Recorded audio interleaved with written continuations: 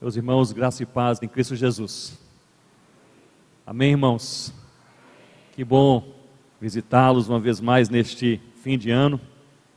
Ele é tão forte que ele pega com uma mão só. Obrigado. Visitá-los nesse fim de ano. Tenham louvado a Deus por suas vidas, orado por essa igreja do coração. Eu falei no culto anterior e repito agora, eu entendo que essa é uma igreja marcada pela palavra, pela comunhão, pela oração e também pela missão. E a minha oração é que o Senhor possa continuar dirigindo os seus passos e essa igreja em nome do Senhor Jesus. Eu também trago alguns motivos de oração, mas sobretudo gostaria de destacar aquilo que Deus tem feito aqui no Nordeste, especialmente nos últimos 2 ou 3 anos, entre os povos indígenas do Nordeste. É um movimento novo, relativamente novo, e o Senhor tem chamado pessoas do CONPLEI, que é o Conselho Nacional de Pastores e Líderes Evangélicos Indígenas, missionários como o pastor Iraquitã e a Silvéria. Eles estão vindo e juntando forças, pensando na evangelização e plantio de igrejas entre os indígenas do Nordeste. O segundo maior desafio indígena no Brasil está aqui no Nordeste. O primeiro no Norte, mas o segundo no Nordeste, etnias indígenas espalhadas por toda parte. O Nordeste abriga, como sabemos, uma crescente igreja do Senhor Jesus em muitos lugares, como essa igreja e tantas igrejas que amam a Cristo, mas abriga também alguns desafios missionários. Os sertanejos, por exemplo, estima-se que ainda haja cerca de 6.000 assentamentos sertanejos sem a presença de uma igreja evangélica, de qualquer denominação. Os quilombolas que aqui estão também no Nordeste. Em todo o Brasil, cerca de 2.000 comunidades quilombolas sem a presença de nenhuma igreja.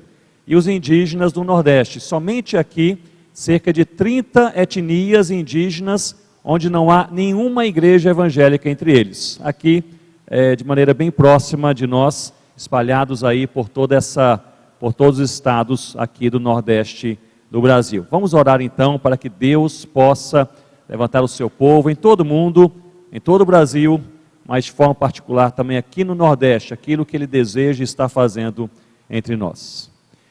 Abra comigo a sua Bíblia, por favor, em Mateus, Evangelho segundo Mateus, capítulo 24. Eu gostaria de ler apenas um versículo, inicialmente com os irmãos, versículo 14. Mateus, capítulo 24, leremos o verso 14. Se você puder ficar de pé uma vez mais comigo, leremos a palavra do Senhor.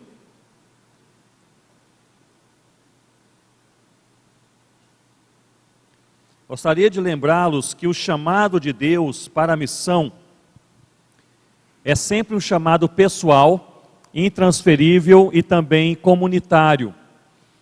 É pessoal, pois Deus chama pessoas para a missão, não chama coisas. Deus chama gente, não chama estruturas para que a obra do Senhor seja realizada. Esse chamado que é pessoal, ele é também um chamado intransferível, pois você e eu não podemos terceirizar, transferir aquilo que Ele coloca em nossas mãos para ser feito. Aquilo que Deus coloca em sua mão, em suas mãos para ser feito, Ele coloca em suas mãos, não em minhas mãos. E aquilo que Ele coloca em minhas mãos para ser feito, Ele espera e deseja que eu faça. Portanto, o chamado de Deus, ele é pessoal e ele também é intransferível. Esse chamado de Deus para a missão também é comunitário, pois Deus não chama uma pessoa para que a missão seja cumprida. Deus chama a sua igreja, que somos nós. Agora o corpo de Cristo, em comunhão, em oração, na palavra, em missão, realizando a obra do nosso Deus. Com respeito à missão, uma das mais impactantes afirmações em toda a Bíblia encontra-se no texto que nós leremos, Mateus 24, 14. O Senhor Jesus, de maneira explícita nesse texto, Ele afirma que a missão será cumprida. Não se trata de uma possibilidade, de uma ideia. Jesus não levanta aqui uma pergunta. Jesus faz aqui nesse texto uma afirmação: a missão será cumprida. Apesar da força do diabo, das intempéries do mundo, da fraqueza da nossa própria carne, a missão será cumprida no poder de Deus para a glória de Deus. E Deus chama a igreja do Senhor, que somos nós, para agora seguirmos o Cordeiro Jesus no cumprimento desta missão. Mateus capítulo 24, verso 14, leiamos todos juntos.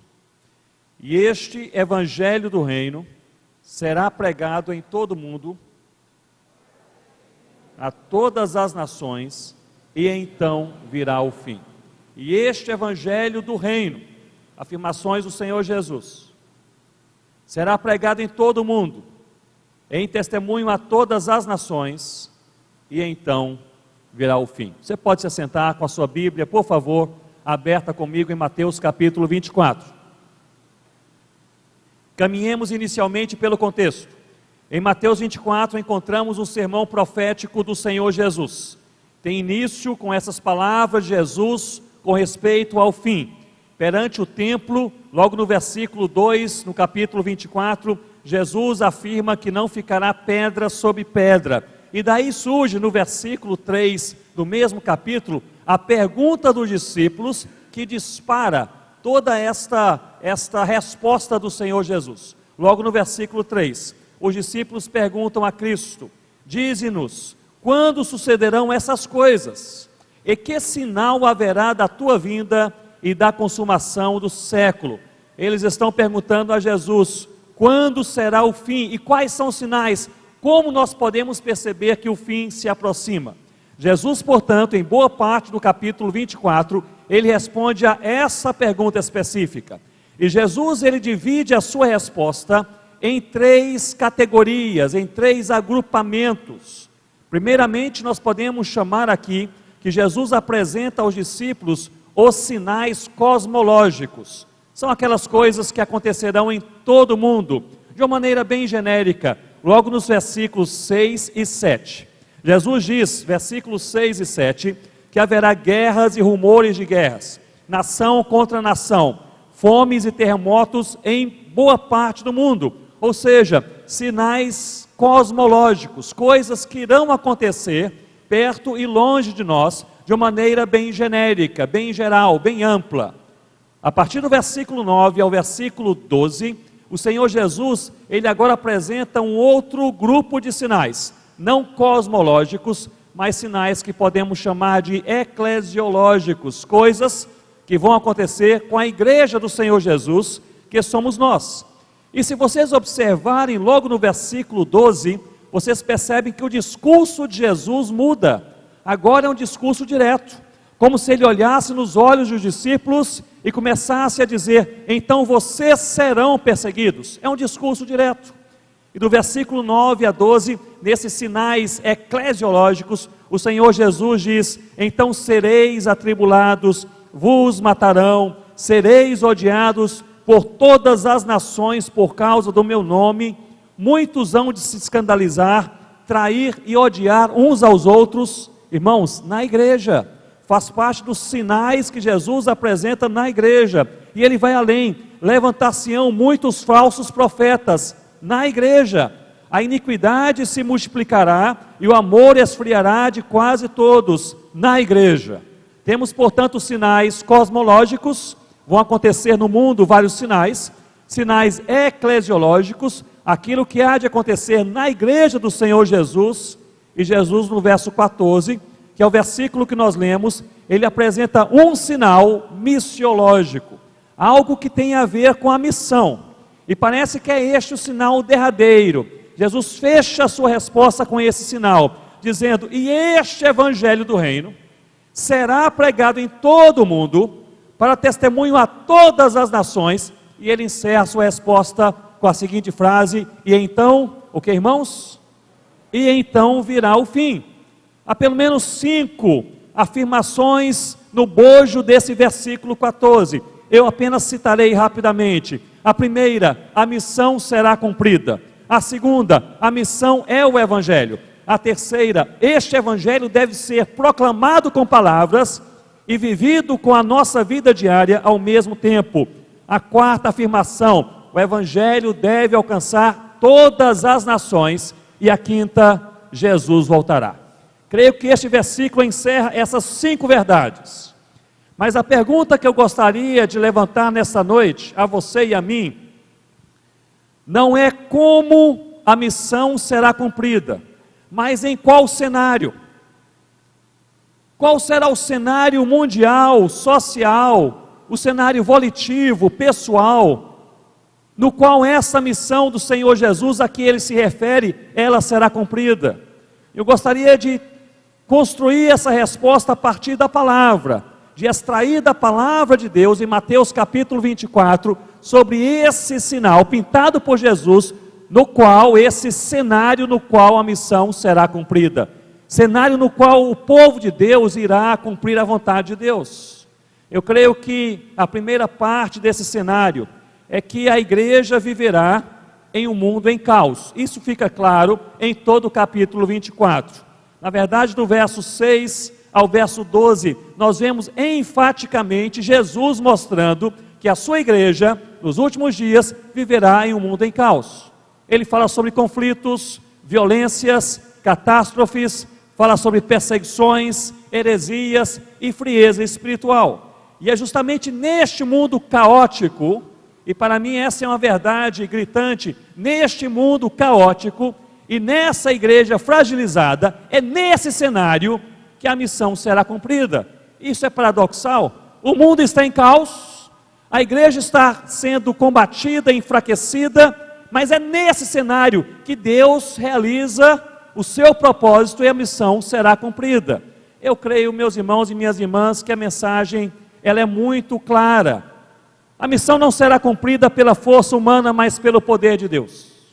A missão não será cumprida pela habilidade dos missionários, ou da igreja, ou dos pregadores, ou dos estrategistas. A missão será cumprida pela ação de Deus na terra, pela sua vontade, mostrando neste mundo como o seu evangelho se espalhará pelo seu poder em toda a terra. O apóstolo Paulo, escrevendo ao jovem Timóteo, em 2 Timóteo capítulo 4, no versículo 3, ele fala algo semelhante. Ele diz que haverá tempo em que os homens não suportarão a verdade, criando as próprias verdades, e se recusarão a dar ouvidos à verdade de Deus. Ou seja, ele está dizendo que nos últimos dias, está dizendo que haverá um momento na história, e ao longo da história, em que as pessoas fecharão seus ouvidos para a verdade de Deus. Se nós olharmos para os nossos dias, eu diria que há 3 grandes barreiras para a evangelização. Há outras, mas eu gostaria de destacar pelo menos 3. A primeira barreira para a evangelização é a maneira como as pessoas passaram a enxergar a Bíblia. Há cerca de 30, 40 anos atrás, a sociedade enxergava a Bíblia de uma maneira diferente. Me lembro, meu pai era um pastor presbiteriano, eu ainda criança o acompanhava quando ele evangelizava pessoas, entrava em suas casas, famílias não cristãs, e ele perguntava: vocês têm uma Bíblia? Geralmente toda família possuía uma Bíblia, talvez empoeirada ali na estante, e ele dizia: eu gostaria de ler, mas ler na sua Bíblia. E ali traziam aquela Bíblia, meu pai, ele a abria, e eu me lembro bem do olhar das pessoas, mesmo aquelas que não amavam e não seguiam o Senhor Jesus, ao virem uma Bíblia sendo aberta, havia uma impressão de que aquele livro era especial, que havia alguma coisa diferente naquele livro, e havia uma atenção mais especial quanto à Bíblia.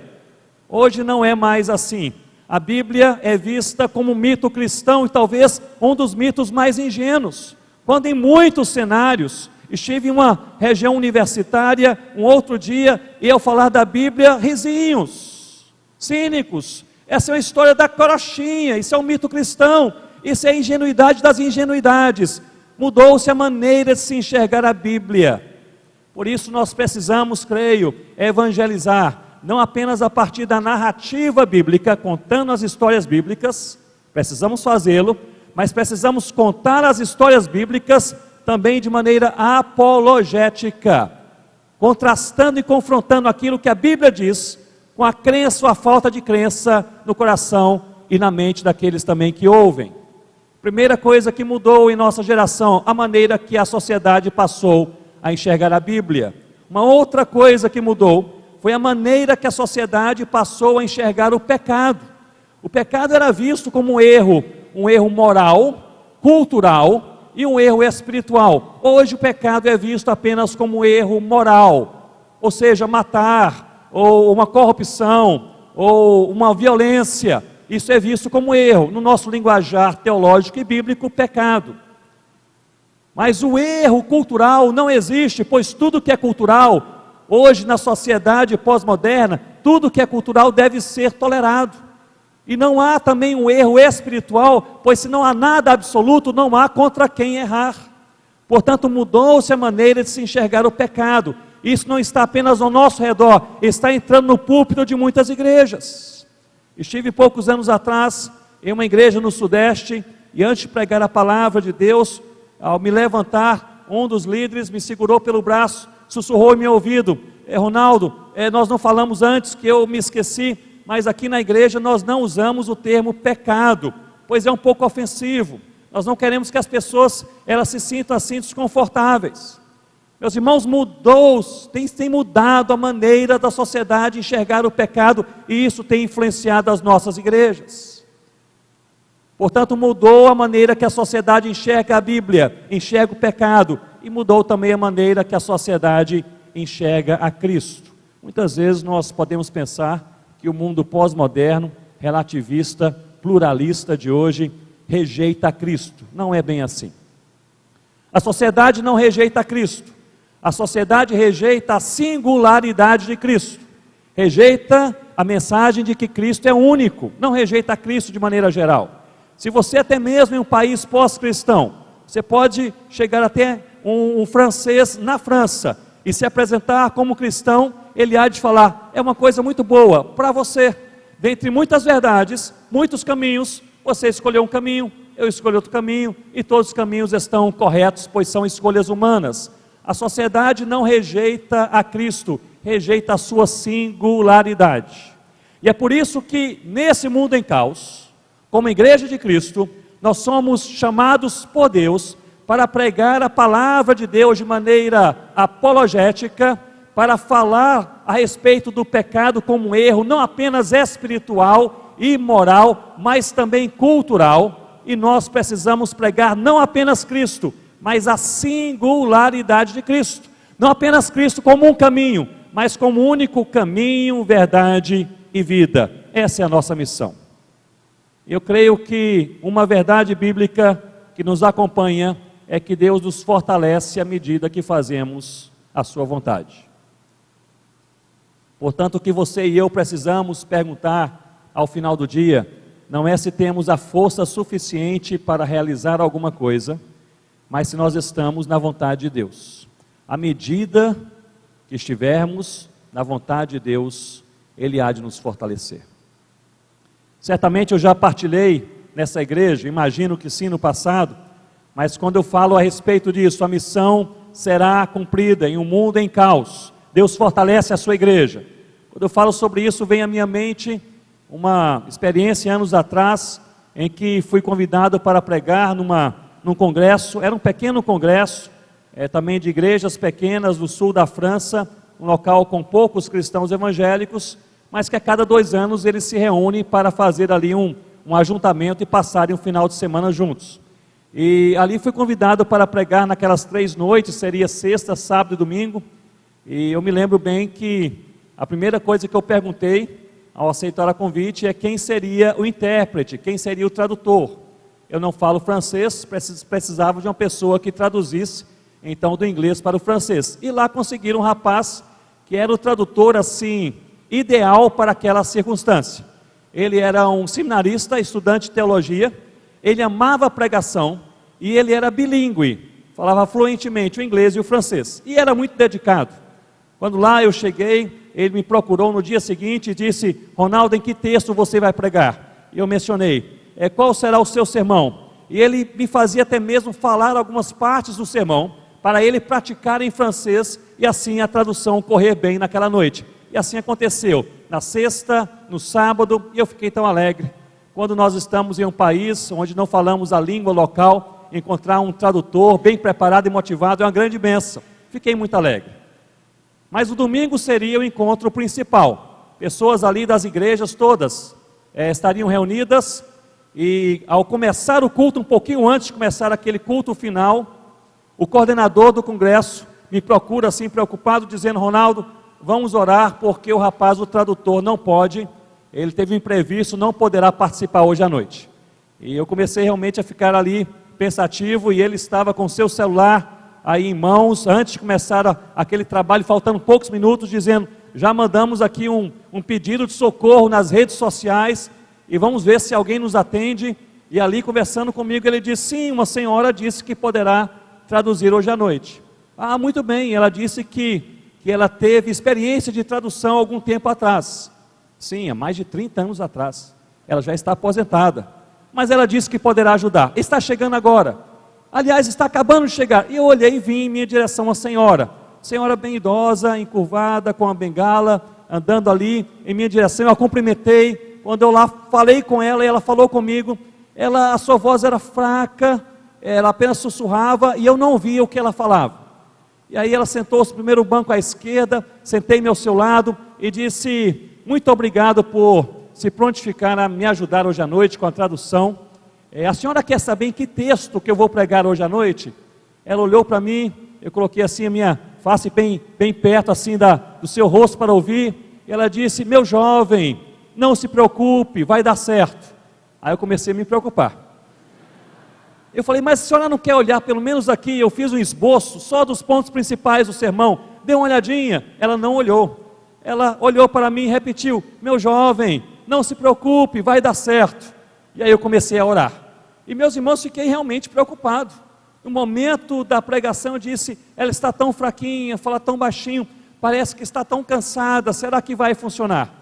E ali eu ajudei a subir aqueles 3 degraus, ela colocou a sua bengala encostada no púlpito daquele local, e quando eu comecei a falar, aquela mulher se agigantou naquele púlpito. Jamais vi uma pessoa traduzir tão bem como aquela mulher naquela noite. Ela traduzia com um ritmo perfeito, no jeito perfeito. Até no final do sermão, quando a gente se anima e fala assim mais rapidamente, eu terminava uma frase e ela terminava a frase comigo. Um negócio excepcional. E ali, depois que terminamos o culto, eu me sentei ao seu lado e disse: muito obrigado pela disposição aqui em servir, em traduzir. E ela olhou para mim e disse essa frase, que eu deixo também com o seu coração nessa noite. Ela disse: Deus sempre nos fortalece quando fazemos a sua vontade. E essa é a verdade. O que você e eu precisamos responder no final do dia, não é se nós somos prontos ou estamos prontos, não é se nós temos toda a qualidade, se nós temos toda a capacidade para fazer certa coisa, mas é se nós estamos na vontade de Deus. Deus sempre nos fortalece à medida que fazemos a sua vontade. E ela ali disse: já passou bastante na minha hora de dormir, então eu tenho que sair. E saiu. E depois, quando estávamos terminando aquele momento final, o coordenador se aproximou e disse: Ronaldo, ela traduziu tão bem. E eu disse: graças a Deus. E ele me perguntou: ela se apresentou a você, disse quem ela é? Eu falei: não, ela não disse nada sobre ela, sobre a sua própria vida. E ele falou: ela era a pregadora, aliás, a tradutora do Billy Graham, quando ele pregava aqui na França na década de 70. E eu vim para o Brasil, voltei para o Brasil pensando: essa é verdade. Deus sempre nos fortalece. Deus há de fortalecer cada um de nós à medida que fazemos a sua vontade. Mas pensando nesse cenário, primeira parte desse cenário no qual a missão será cumprida, é que a igreja viverá em um mundo em caos. A segunda parte desse cenário é que a igreja será perseguida. Jesus fala sobre perseguição de maneira claríssima. Perseguição e sofrimento ao cumprirmos a missão. E parece que cumprir a missão ou fazer a vontade de Deus, em alguma medida, envolve também sofrimento. Mateus capítulo 24, Jesus afirma: sereis perseguidos. A palavra é pesada, o cenário é pesado. Parece um quadro pintado com cores fortíssimas: sereis perseguidos. Mas no capítulo 28 do mesmo evangelho segundo Mateus, Jesus, ao entregar a grande comissão, ele afirma: e eis que estarei convosco, quando, meus irmãos? Quando estarei convosco, diz Jesus? todos os dias até a consumação do século. E é isto que torna a missão possível. Por um lado, nós seremos perseguidos. Por um lado, haverá sofrimento. Por um lado, nós passaremos por angústia. Por um lado, não é fácil ser crente neste mundo. É verdade. Mas por outro lado, nós não estaremos sozinhos um só dia em nossas vidas. O Senhor, o Rei dos Reis, Senhor dos Senhores, o leão da tribo de Judá, o Cordeiro de Deus que tira o pecado do mundo, Ele estará conosco, Jesus, todos os dias até a consumação do século. São duas verdades que se complementam. Não é fácil viver nesse mundo, mas Jesus está conosco todos os dias. Você não sabe o que vai acontecer com você amanhã, nem com os seus. Você não sabe o que vai acontecer com você daqui a 5 minutos, nem eu sei, ou daqui a uma semana, mas há uma coisa que você e eu, nós sabemos, nós que cremos em Deus e na palavra de Deus, nós sabemos que nós não estaremos sozinhos, nós sabemos que o Eterno estará conosco, nós sabemos que nós estamos em boas mãos, nós sabemos que à medida que nós caminhamos na vontade de Deus, nós seremos fortalecidos por Deus nas áreas de necessidade em nosso coração. Jesus está conosco. Olhe bem para mim nesse momento e reflita comigo. Essa é uma questão de fé. E a minha oração por você e por mim, hoje à tarde, foi para que Deus pudesse aumentar a nossa fé. Porque se nós verdadeiramente crermos que o dono do universo, o autor da nossa vida, o salvador de todo aquele que crê, se nós verdadeiramente cremos que Ele realmente está conosco todos os dias, nós teremos paz em coração, nós podemos voltar para casa e conversar com a nossa alma, e nós podemos desafiar a nossa própria alma a descansar no Senhor, porque Jesus está conosco.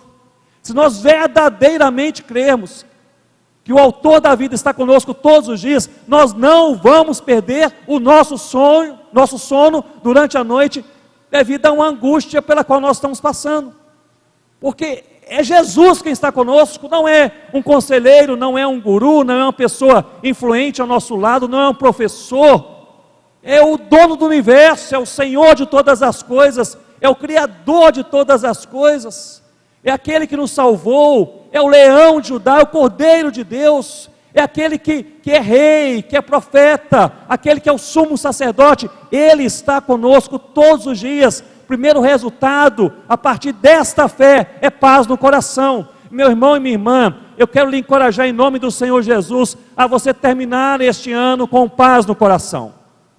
Com paz no coração a partir desta convicção. Da convicção de que você jamais estará sozinho, um só dia, em sua vida.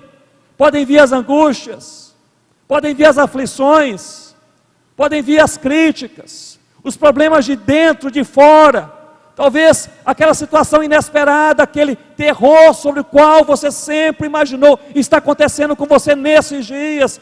Pastor Ronaldo, jamais gostaria de me encontrar na situação que me encontro hoje, mas Jesus está contigo, essa é uma verdade. Sereis perseguidos sim, mas jamais estareis sozinhos.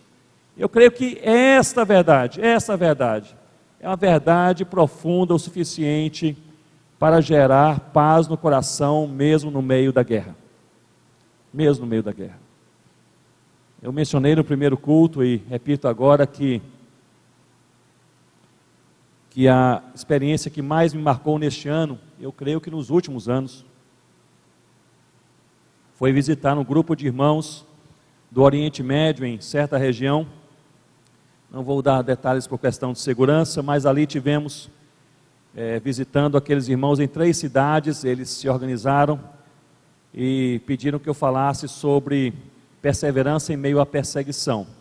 E assim eu fiz com base em Atos capítulo 8, e visitei aqueles irmãos nas 2 primeiras cidades, momento abençoador, fui muito edificado ao perceber a perseverança daqueles irmãos em meio ao sofrimento. Cheguei até a última cidade, seria o último culto, cerca de 120 pessoas ali reunidas, as reuniões sempre em locais mais discretos, dentro de alguma loja fechada a partir das 11 horas da noite, por questões de segurança. E ali estavam 120 pessoas reunidas em um espaço não muito grande, E ao final da pregação da palavra, um dos líderes se levantou e disse: nós vamos agora terminar com um momento de oração, e nós vamos orar por duas coisas. Nós vamos orar por aqueles que estão presos por causa da sua fé no Senhor Jesus. E eles começaram a lembrar nomes,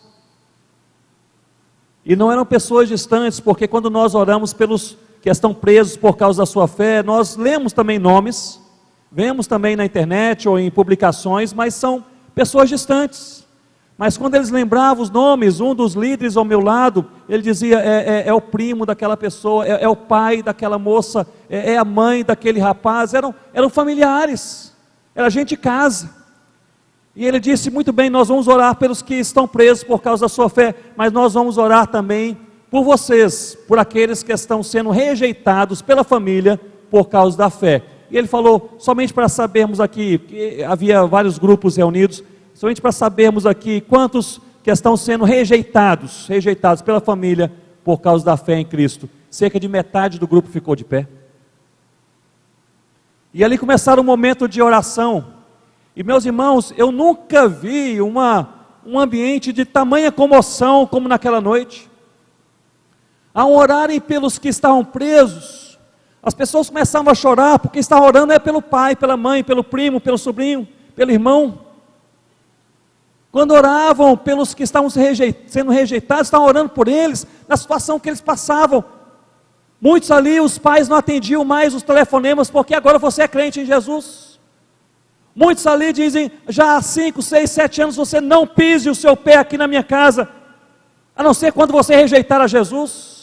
E começaram a orar, e uma comoção tomou conta daquele ambiente, começaram a chorar. Umas senhorinhas mais idosas se levantaram e foram orar num canto, e elas ficaram tão trêmulas, orando, tão comovidas, que algumas voltaram, sentaram, outras sentaram no chão, ficaram ali, abatidas, orando em oração. Um senhor, mais ou menos 65 anos de idade, veio em minha direção, me abraçou, e ali chorando compulsivamente, encharcou minha camisa com as suas lágrimas, e no meio dos seus soluços, ele falava uma coisa ou outra. Ele dizia, em certo momento ele disse, eu perdi tudo por causa da minha fé, perdi tudo. Ele disse, perdi a família, fui expulso de casa, a minha esposa e meus filhos não querem mais me ver, por causa da minha fé, e chorava, e chorava. Ele disse, eu perdi meus negócios, eu tinha dinheiro, por causa da minha fé, hoje estou desempregado, e chorava, e chorava. Ele disse, eu perdi até mesmo meu país, porque hoje vivo aqui refugiado, não posso voltar para o meu país por causa da minha fé, e chorava, mas ao fim daquele choro, ele disse, porém eu ganhei Jesus.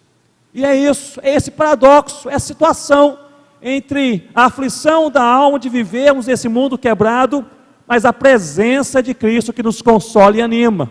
E ali de maneira, eu diria, marcante para o meu coração, depois de tanto choro, uma pessoa começou a cantar um hino de louvor e adoração a Deus, e aí as pessoas começaram a cantar todas juntas aquele hino, e aquele momento de tristeza se tornou um momento de alegria, aquele choro se transformou em esperança, aquela angústia se transformou em celebração, e é este o convite da palavra para você e para mim.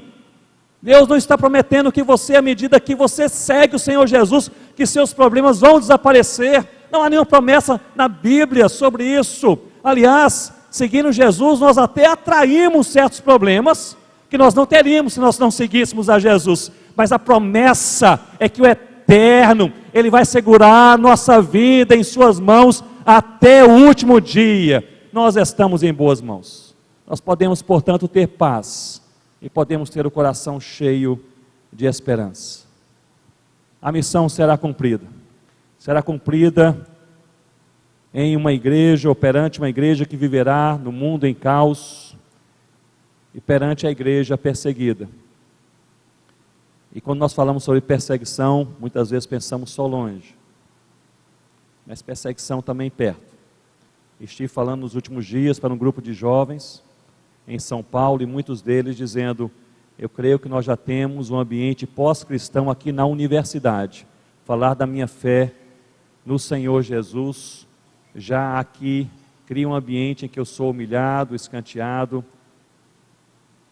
Nós precisamos e somos fortalecidos por Deus, para falar de Deus, viver a verdade de Deus, em qualquer circunstância, perto ou longe.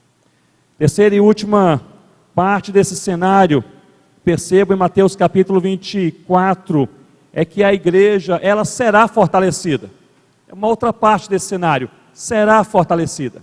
Em Atos capítulo 1, versículo 8, nós encontramos o Senhor Jesus afirmando que a sua igreja seria a sua testemunha tanto em Jerusalém, como em toda a Judéia, Samaria, até os confins da terra. É o Senhor Jesus enviando a sua igreja. Vocês serão minhas testemunhas até os confins da terra.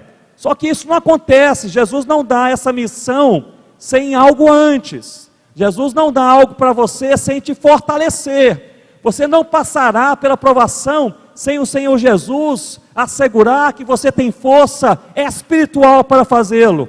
Portanto, no início do verso 8, em Atos capítulo 1, nós lemos primeiramente: e recebereis poder ao descer sobre vós o Espírito Santo, e então sereis as minhas testemunhas.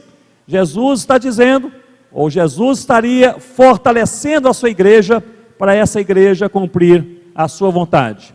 E aí, meus irmãos, eu creio, e olhem bem para mim nesse momento e reflitam comigo, eu creio que é a vontade de Deus que nós possamos ser fortalecidos diariamente no Senhor. Em Efésios 6, versículo 10, nós lemos que devemos ser fortalecidos sempre no Senhor e na força do seu poder. Nós não sabemos o cenário que nos espera amanhã, mas nós sabemos que devemos procurar intencionalmente, intensamente, sermos fortalecidos em Cristo Jesus. Eu gostaria de deixar essa palavra clara e enfática para você, não apenas nessa noite, mas neste fim de ano. Que dezembro seja um mês, pela graça do Senhor, em que sejamos fortalecidos no Senhor e na força do seu poder, para cumprirmos a sua vontade, com alegria de coração. Se nós conciliarmos todas as cartas paulinas, um exercício que eu fiz alguns poucos anos atrás, se conciliarmos todas as cartas paulinas, vamos perceber que há 7 práticas cristãs que fortalecem todo crente, todo crente. A primeira é a palavra, a leitura e meditação na palavra de Deus. A segunda é a adoração pessoal e também coletiva. Ela é privativa, mas também pública. Reconhecer quem Deus é e o que Ele faz por nós. A terceira prática é a comunhão, é andar com aqueles que amam e seguem o Senhor Jesus. E isso nos fortalece. O próprio João Calvino, reformador, ele enfatizava a comunhão como um alicerce de fortalecimento do povo de Deus, especialmente no dia mau. A quarta prática, a oração. Não é apenas orar antes das refeições, é ter uma vida de diálogo com o Pai em nome do Filho, Jesus Cristo. A quinta prática, a santidade.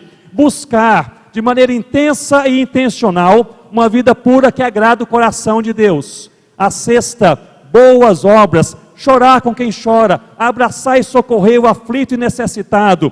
E a sétima prática, a evangelização. Abrir a nossa boca e falar quem é Jesus e o que Ele fez por nós. Portanto, 7 práticas de fortalecimento espiritual que eu gostaria de deixar bem destacadas para o seu e o meu coração nesta noite. Palavra, adoração, comunhão, oração, santidade, boas obras e evangelização. É vontade do Senhor que o seu povo esteja edificado, fortalecido, para quando o dia mau chegar, falarmos: eu gostaria de não estar enfrentando esse dia mau. Se eu pudesse, eu não enfrentaria. Mas o Senhor conhece a minha vida e constrói a minha história. Louvado seja o nome do Senhor Jesus.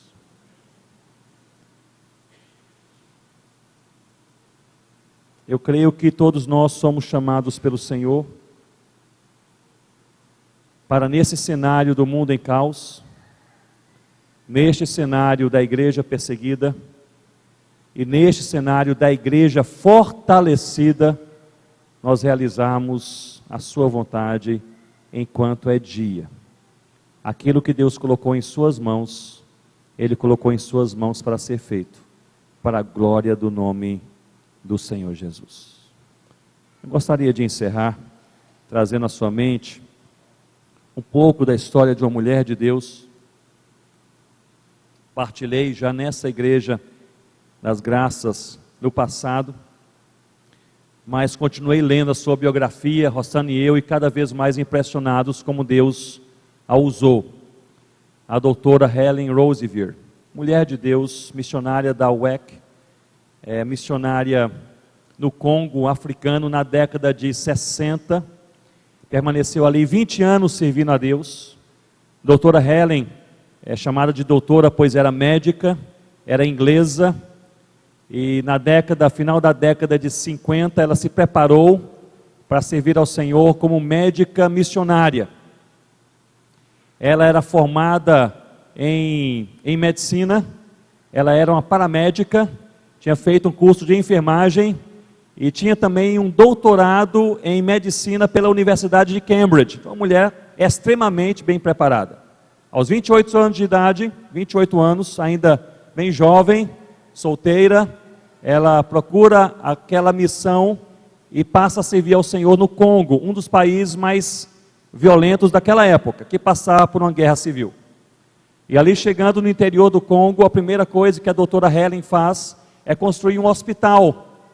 Ela recebe uma oferta da sua igreja e ela constrói um hospital com capacidade para 100 leitos. E ali ela trabalha durante vários anos, servindo ao Senhor naquele lugar. Muitas pessoas são abençoadas, tratadas, curadas naquele ambiente. Mas era uma época de guerra civil, muitos missionários e cristãos eram não apenas perseguidos, mas também muitos sequestrados e até alguns assassinados. A doutora Helen foi sequestrada e permaneceu cerca ou quase 6 meses em cativeiro. E ali em cativeiro, ela manteve um diário.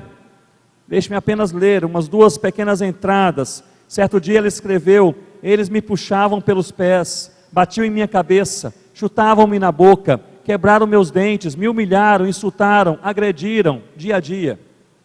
Depois ela escreveu: em uma das noites o horror ultrapassou todos os limites e fui violentamente abusada sexualmente.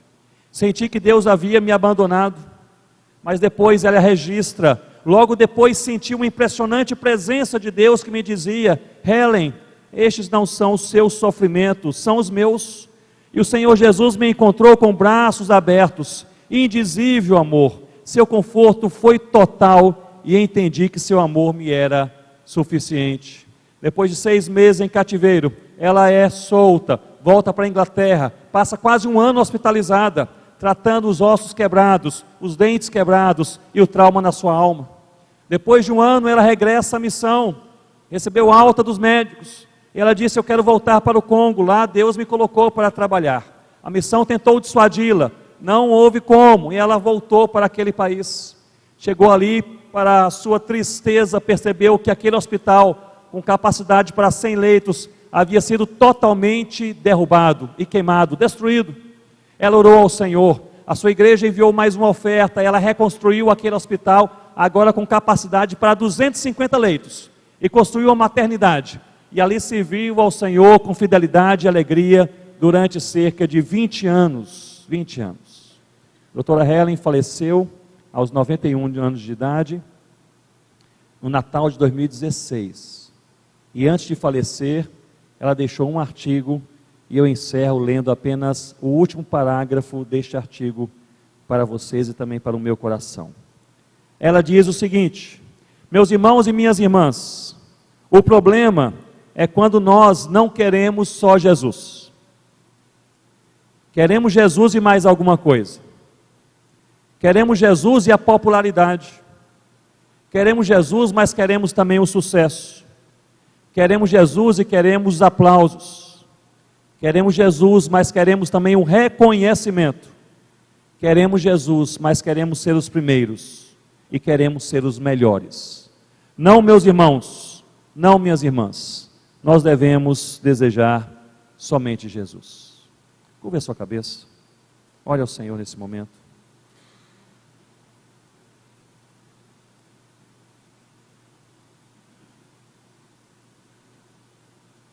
Talvez haja algo específico que você quer colocar perante o Senhor nesse momento. Talvez uma confissão. talvez uma palavra de adoração, talvez um pedido para que Deus aumente a nossa fé e possamos terminar este ano crendo e crendo o suficiente para descansar.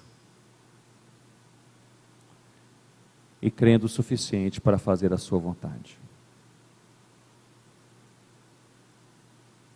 Se você puder, fique de pé comigo nesse momento. E vamos orar ao Senhor.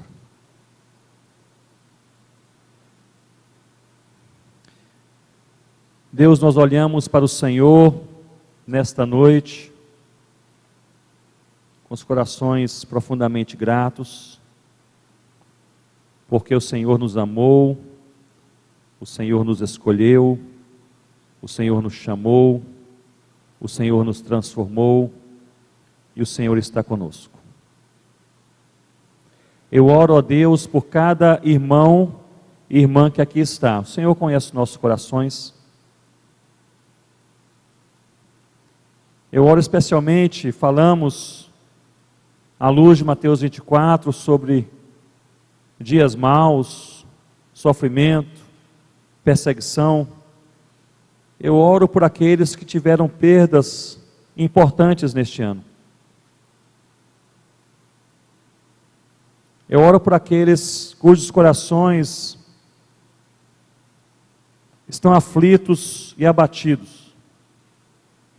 Eu oro por aqueles que lidam com problemas maiores do que eles. Eu peço ao Senhor que o Senhor mesmo alimente a nossa alma com profunda fé no Senhor Jesus. A fé vem pelo ouvir e ouvir a palavra do Senhor. Que usando a Tua palavra o Senhor possa aumentar a nossa fé, ó Deus. Possamos crer o suficiente para descansar. E possamos chegar até o fim deste ano, ó Deus, com os corações cheios de contentamento, apesar das circunstâncias, dizendo: louvado seja o nome do Senhor Jesus. Estamos em boas mãos. A presença do Senhor, do dono do universo conosco é insuperável. Louvado seja o teu nome. Mas, ó Deus, nós pedimos também não apenas para que o Senhor aumente a nossa fé, para crermos mais e termos mais paz, mas, Senhor Deus, para que o Senhor também nos quebrante mais. Que o Senhor, ó Deus, possa tratar com as partes secretas do coração que precisam de urgente transformação.